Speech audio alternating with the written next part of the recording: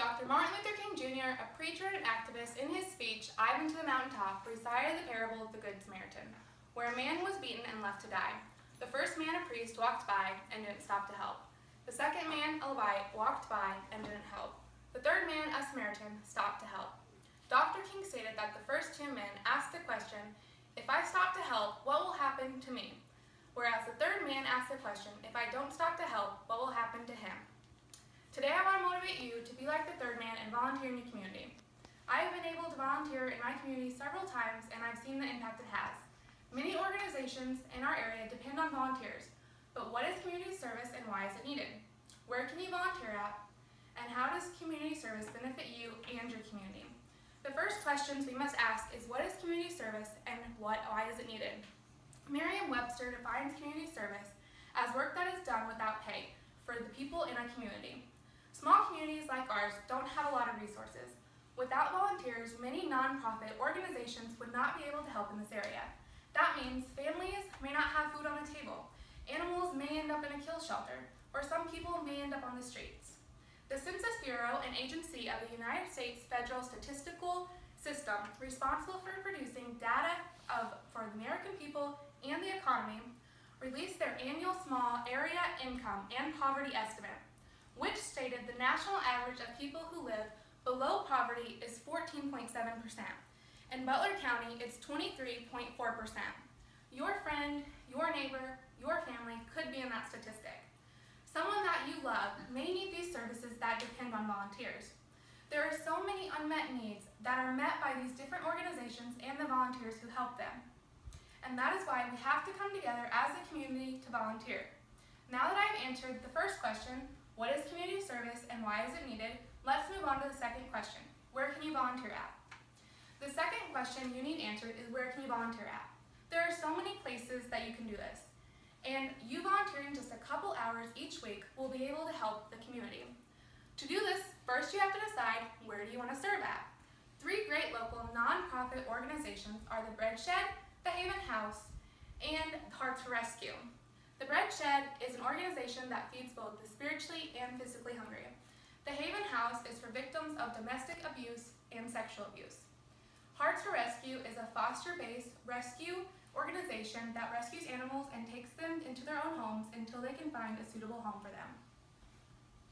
Once you pick the right organization for you, all you have to do is dial a number, pick out a day you're free, and volunteer a couple hours, but I guarantee you're going to want to stay longer. Volunteering is the only way for these organizations to stay open in our community. Hearts for Rescue website is designated for helping animals. Under their volunteer section, they've stated that Hearts for Rescue is 100% volunteer-based, and that without these volunteers, Hearts for Rescue wouldn't even exist. Many people were in need just a month ago with the flood. Volunteers came together in this community to help people with clothing, shelter, food, water, and anything else they could think of. The point is, it doesn't really matter where you volunteer at, just so as long as you do it. Now that we've talked about the second question that needed answered, where can you volunteer at, let's move on to the third. How does volunteering benefit you and your community? The third question we must ask is, how does community service benefit you and your community? Not only will it fill your heart with joy, but you'll also be able to see the efforts of your labor instantly.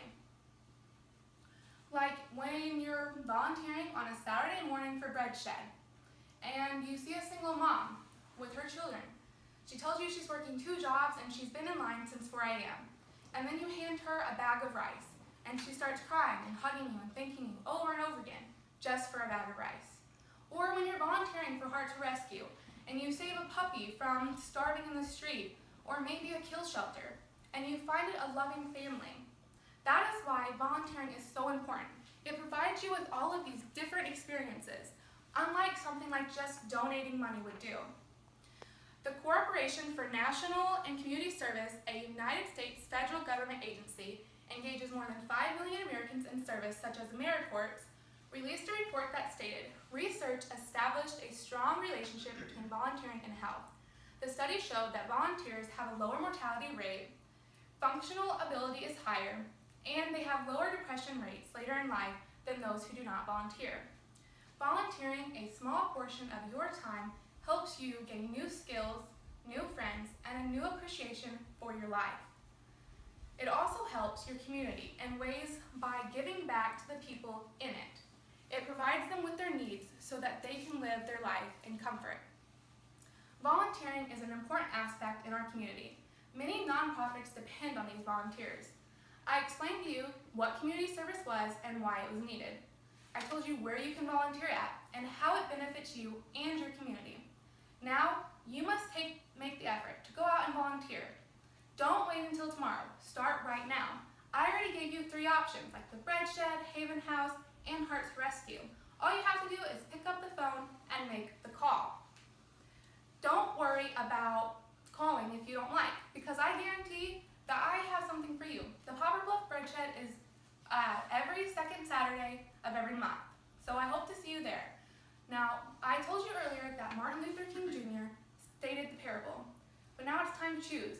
Which men are you going to be? Are you going to be the first 2 men that walked past the guy and gave up on your community, or will you be the second guy who stopped to help?